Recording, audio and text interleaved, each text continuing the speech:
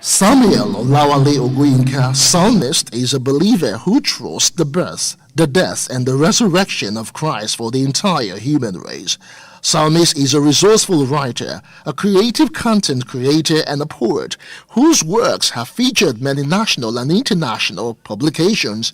In 2018, one of his poems, Pages Unwritten, listed him among best poets in Nigeria. Psalmist, as a spokesword poet, has performed on different stages, which has made him to be celebrated with multiple awards, both at home and abroad. Psalmist is a Nigerian spoken words poet who is also referred to as the next of kin to the King of Kings. With Jesus' joy, let's make welcome Psalmist.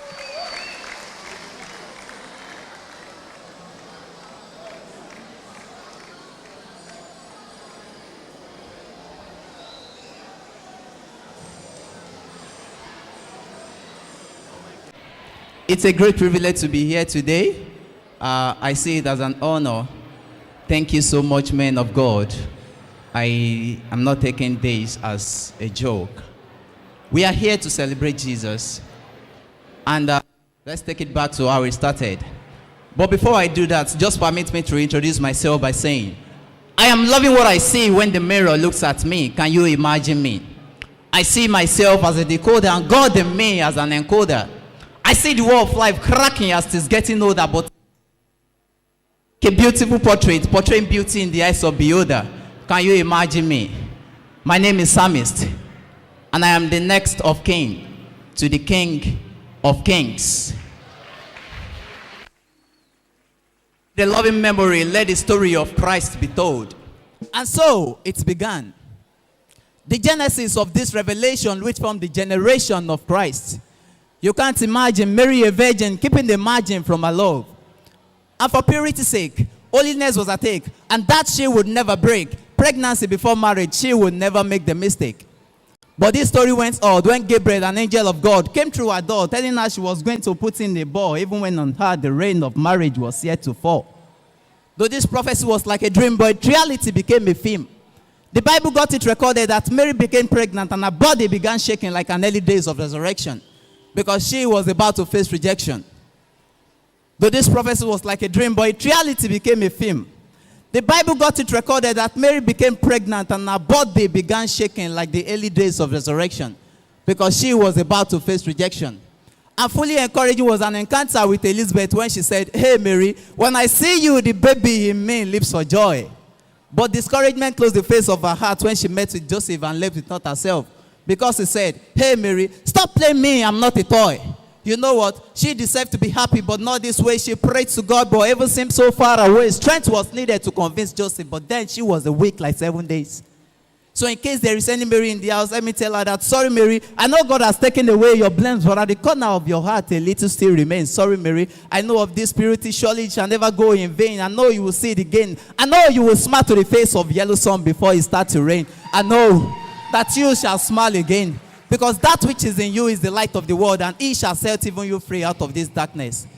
Dear Mary, do not be tossed by the tongues of men, because men love darkness like it is light, and they do wrong more than right. But the coming of the Lord brought with it restoration. In him we become a new creation. So this prophecy came to pass at last. The Virgin Mary gave birth at last, but yet she could never relax. 3 wise men came to worship him, because if I've read the stars on high like it's a book of him. They brought him gift, as they called him the King of Jews, though this word was true. But the word brought a word to the world. As Herod the king began seeking for Jesus Christ with sword, Mary, Joseph, they carried baby Jesus. They ran like a deer from Bethlehem of Judea. And their encounter from Egypt to Israel was a story their mouth cannot tell. Because the road to Galilee was never a pleasant one, like it's a scent of a lily. But the little found rest in Nazareth. So in case there is any Joseph in the house, because you will agree with me that it is not easy for you to nurture a pregnancy that is not yours to born. Let me tell him that, well done, sir. Take care of baby Jesus. And this is the point that you will agree with me that he is no more a baby. He is Christ. And this is the point that I will tell you that he was not yet a Christ until he fulfilled the Messianic prophecies. And now that he has fulfilled the Messianic prophecies, you can say it from the east to the north to the west and shout to the south that he is Christ. Yes, he is Christ. And that is never just a title. The evidence of his works are not little. I will tell you now, you don't need to seek for his disciples.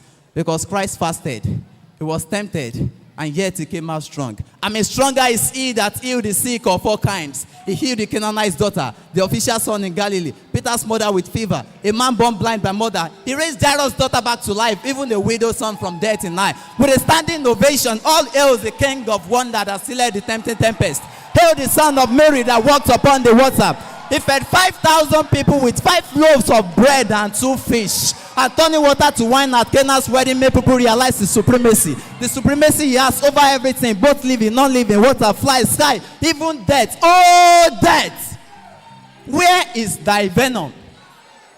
Ye grave, where is thy victory? This is the statement that came out from Christ's mouth on the 3rd days of his crucifixion. After the humble, also grumble, struggle, stumble, and double trouble of the cross. They nailed him, but now we hail him because over him death has no victory. His ministry is a mystery. And the power of grave he has caged like a chicken in an eatery.